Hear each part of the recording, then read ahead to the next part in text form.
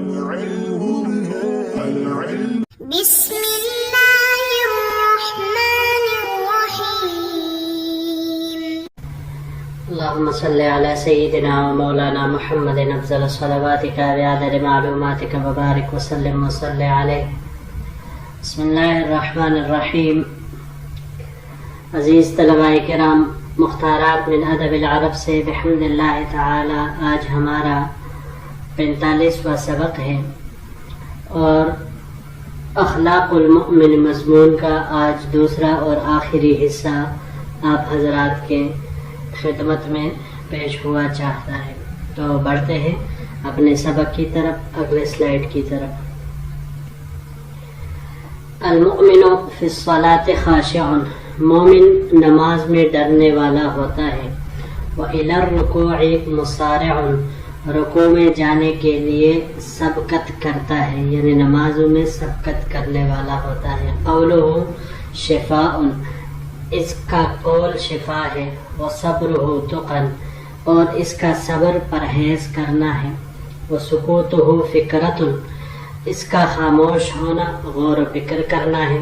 ونظرہ عبرۃ، اور اس کا بلائی کرنا سبق آموز ہے. یعنی جو بلائی والی باتیں کرتا ہے نا وہ سب سبق آموز ہوتی ہے اور اس میں بڑے بڑے سبق ہوتے ہیں. یخالط العلماء لیعلم، علماء کے ساتھ اختلاط یعنی ملنا جلنا رکھتا ہے تاکہ ان سے علم سیکھے. ویسکت بینہم لیسلم، اور ان کے درمیان خاموش رہتا ہے تاکہ ان کی بات تسلیم کر سکے. وَيَتَكَلَّمُ لِيَغْنَمَ، اور ان کے درمیان بولتا ہے تاکہ غنیمت حاصل کرے. ان احسن استبشر، اگر نیکی کرے تو خوش ہوتا ہے. وَإِنْ أَسَاءَ اسْتَغْفَرَ، اور اگر گناہ سرزد ہو جائے تو استغفار کرتا ہے. وَإِنْ عَتَبَ اسْتَعْتَبَ، اگر کسی پر سرزنش کرتا ہے تو پھر اس کو رضامند کر دیتا ہے، یعنی اگر کسی کو ڈانٹ ڈپٹ کر بھی دیتا ہے تو پھر اس کے بعد اس کو راضی کرتا ہے، خوش کرتا ہے. وَإِنْ صُفِحَ عَلَيْهِ حَلُمَ، وَإِنْ صُفِحَ عَلَيْهِ حَلُمَ، اگر کوئی شخص اس کو بے وقوفی پر برانگیختہ کرتا ہے تو حلمہ یہ بردباری اختیار کرتا ہے، بردباری کا مظاہرہ کرتا ہے. وَإِنْ ظُلِمَ صَبَرَ، اور اگر اس پر ظلم کیا جائے تو یہ صبر کرتا ہے. وَإِنْ جِيرَ عَلَيْهِ عَدَلَ، اور اگر کوئی اس کے ساتھ نا انصافی کرتا ہے تو یہ انصاف کرتا ہے. وَلَا يَتَعَوَّذُ بِغَيْرِ اللَّهِ، اللہ کے سوا کسی سے پناہ طلب نہیں کرتا.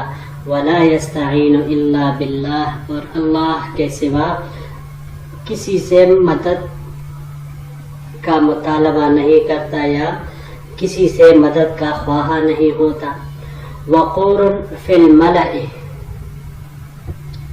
قوم میں اپنے جماعت میں صاحب وقار ہوتا ہے. شکور فی الخلاء، اور خلوت تنہائی میں اللہ تعالیٰ کا شکر گزار ہوتا ہے. قانع بالرزق، اپنے رزق پر قناعت پسند ہوتا ہے. حامد علی الرخاء، بھائی چارہ کی تعریف کرنے والا ہوتا ہے. صابر علی البلاء، مصیبتوں میں امتحانوں پر صبر کرنے والا ہے. ان جلس مع الغافلین کتب من الذاکرین، اگر غافل لوگوں کے ساتھ بیٹھے، غفلت والے لوگوں کے ساتھ بیٹھے تو ذاکر لوگوں میں لکھا جائے. وَإِنْ جَلَسَ مَعَ الذَّاكِرِينَ كُتِبَ مِنَ الْمُسْتَغْفِرِينَ، اور اگر ذکر کرنے والوں یعنی ذاکرین کی مجلس میں بیٹھے تو بخشش چاہنے والوں میں لکھا جائے. یہاں پر یہ دو الفاظ ہے جی. پہلا عبرتن، عبرتن یہ کہا جاتا ہے نصیحت کو، سبق لینے کو. یہاں پر یہ باب نصر سے عبوراً مصدر اس کا آتا ہے.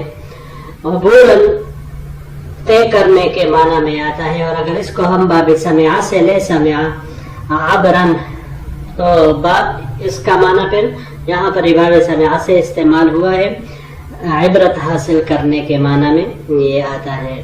اور اس کے علاوہ عبر تعبیرن یہ باب تفعیل سے اگر اس کو استعمال کریں ہم تو پھر مصدر اس کا تعبیرن آئے گا. خواب کی تعبیر بیان کرنے میں یعنی خوابوں کی جو تعبیر بیان کرتے ہیں اسے کہا جاتا ہے. اچھا جی اگلا لفظ ہے استعتبہ. استعتبہ یہ عتبہ سے ہے. عتبہ یہ باب استفعال سے یہاں پر استعمال ہوا ہے استعتابا. استعتب یستعتب استعتابا رضامندی مانگنا اس معنی میں یہ آتا ہے. یہ باب ضربت سے بھی استعمال ہوتا ہے عتبا. عتبا مصدر اس کا اور یہی باب نصرہ سے بھی آتا ہے عتبا و عتابا. جب عتبا ہو تو معنی ہوگا سرزنش کرنا اور اگر عتابن ہو تو عتابن کا معنی بھی یہی ملامت کرنے کے معنی میں آتا ہے. اس کے علاوہ جب اس کو ہم باب افعال سے لے اعتابن تو پھر رضامند کرنے کے معنی میں یہ آئے گا. اور اگر اس کو ہم باب افتعال سے لے اعتتابن تو میان روی اختیار کرنا اعتدال اختیار کرنا اس معنی میں یہ پھر آتا ہے. اس کے علاوہ یہ باب مفعول سے معاتبتن یہی ملامت کرنے کے معنی میں یہ آتا ہے. جی تو بڑھتے ہیں اپنے اگلے سلائیڈ کی طرف. جی ہکذا کان اصحاب النبی صلی اللہ علیہ وسلم الاول فالاول. یہ پچھلے سلائیڈ تک یہ 3 سلائیڈوں میں جتنے بھی صفات بیان ہوئے. اب آگے حضرت حسن بصری رحمۃ اللہ علیہ جو ان کے سامنے لوگ موجود ہیں یعنی ان کے دور کے لوگ ان کو سامنے دیکھ کر ارشاد فرما رہے کہ یہ جو مذکورہ صفات ہے یہ حضور صلی اللہ علیہ وسلم کے صحابہ کے صفات ہیں یعنی بالکل وہ ان صفات کا مجموعہ تھے.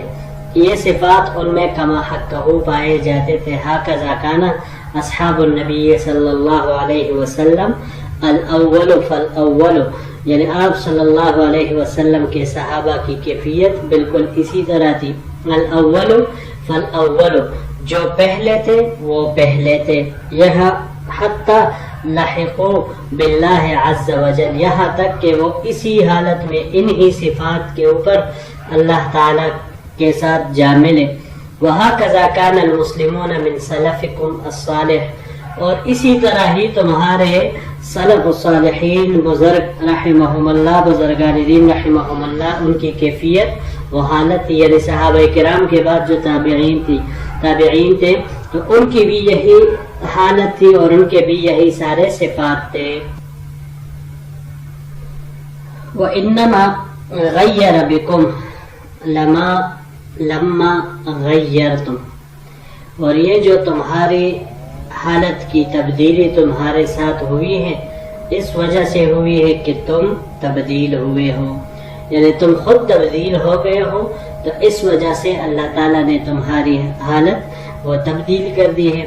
ثم تلا پھر حضرت حسن بصری رحمۃ اللہ علیہ نے اس قرآن کریم کی اس آیت کی تلاوت فرمائی. سورہ رعد کی 11ویں نمبر آیت ہے ان اللہ لا یغیر ما بقوم حتى يغيروا ما بأنفسهم وإذا أراد الله بقوم سوءا فلا مرد له وما لهم من دونه من وال.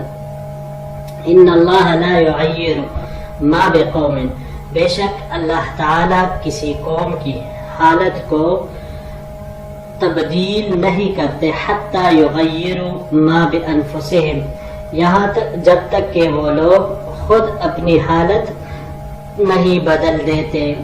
وَإِذَا أَرَادَ اللَّهُ بِقَوْمٍ سُوءًا اور جب اللہ تعالیٰ کسی قوم پر مصیبت لانے کا ارادہ کر لیتے ہیں فَلَا مَرَدَّ لَهُ تو پھر اس کے واپس کرنے کی اس کے ہٹنے کی کوئی صورت کوئی جگہ نہیں ہوتی. وَمَا لَهُم مِّن دُونِهِ مِن وَالٍ اور اللہ کے سوا ان کا کوئی بھی مدد کرنے والا وہ نہیں رہتا. یعنی فرشتے جو کوئی بھی اللہ کے علاوہ ہے کوئی بھی ان کی حفاظت اور ان کی مدد کو نہیں آ سکتے. وما لهم من دونه من وال، اللہ کے سوا کوئی ان کا مددگار نہیں رہتا. جی تو معزز طلباء کرام، یہ سبق جو ہم نے پڑھا یہ تمام کا تمام یہ ہمارے اندر ہونا چاہیے. یعنی یہ صفات ہماری زندگیوں میں ہونا یہ ہماری کامیابی کی دلیل ہوگی، کیونکہ یہ وہ صفات ہے کہ جن صفات کے ساتھ اللہ تعالیٰ نے صحابہ کرام کو متصف فرمایا تھا. انہوں نے اپنا اٹھنا بیٹھنا، اپنے معاملات، اپنا دین سب کچھ ویسے ہی بنا لیا تھا جیسے کہ اللہ کی طرف سے تعلیمات آئی تھی اور جیسے کہ حضور صلی اللہ علیہ وسلم نے ان حضرات کو سکھایا تھا. تو وہ ان صفات کی وجہ سے وہ ایک ایسے سانچے میں ڈلے، ایک ایسی صورت میں ہمارے سامنے آئے کہ قرآن کریم نے بھی ان کو پروانہ رضامندی باری تعالیٰ کا عطا فرما دیا، رضی اللہ عنہم ورضوا عنہ. اور دوسرا، نبی علیہ الصلوۃ والسلام نے ان کو باقی آنے والے لوگوں کے لیے ستاروں کی مانند قرار دیا. یعنی جس طرح پہلے زمانے میں لوگ ستاروں کو دیکھ کر اپنا سفر کرتے تھے، اپنے لیے راستے متعین کرتے تھے، اپنی منزل پر پہنچ جاتے تھے اس کی وجہ سے، تو یہی مثال صحابہ کرام کی ہے. اصحابی کالنجوم فبأیہم اقتدیتم اہتدیتم، جس کے پیچھے بھی جاؤ گے ہدایت پاؤ گے، اپنی منزل کو پہنچ جاؤ گے، منزل مقصود حاصل کر لو گے. تو یہی وہ صفات ہے جس کی وجہ سے انسان کمال تک پہنچتا ہے، اور یہی وہ صفات ہے جس کے ذریعے سے مومن کی امتیاز وہ باقی تمام ملل، تمام ملتوں سے، تمام مذہبوں سے وہ اس کو ممتاز اور سب سے جدا بنا دیتی ہے. تو یہی وہ صفات ہے جس کو ہمیں اپنی زندگی میں عمل کے ذریعے سے لانا ہوگا. پڑھنا، سننا، لکھنا، دیکھنا، اس کے مطابق کلام تحریر کرنا، اس کے اوپر یعنی مضامین وغیرہ مرتب کرنا، یہ ہم کرتے ہیں اور کرتے رہیں گے. لیکن جس چیز سے عملی طور پر انسان فائدہ اٹھاتا ہے تو وہ عملی طور پر فائدہ وہ اس کی پوری زندگی پر اس کا ساتھ نبھاتی ہے. تو جو دائمی فائدہ ہے، جو ابدی فائدہ ہے، جو ابدی نفع ہے اور دائمی نفع ہے، وہ اسی میں ہے کہ ہم ان صفات کو اپنی زندگی میں لائیں، ان پر پوری طرح عمل کرنے کی کوشش کریں. اپنی کوشش ہم کریں گے انشاءاللہ العزیز، اللہ جل شانہ ہمارے لیے پھر آگے اس پر چلنا وہ آسان فرمائیں گے، کیونکہ اللہ کسی کی بھی محنت کو اور کوشش کو وہ ضائع نہیں فرماتا. اللہ تعالی ہم سب کا حامی و ناصر ہو، اور ان تمام مذکورہ صفات پر جو ہم نے پڑھا جو ایک مومن کی زینت ہے، اللہ تعالی ہم سب کو، پڑھنے والوں کو، سننے والوں کو، سنانے والوں کو اور تمام امت مسلمہ کو ان صفات سے بہرور فرما لے. آمین یا رب العالمین. تو یہی تک ہمارا آج کا سبق تھا. انشاءاللہ العزیز زندگی رہی تو پھر اگلے درس میں آپ سے ملاقات ہوگی. السلام علیکم ورحمۃ اللہ وبرکاتہ.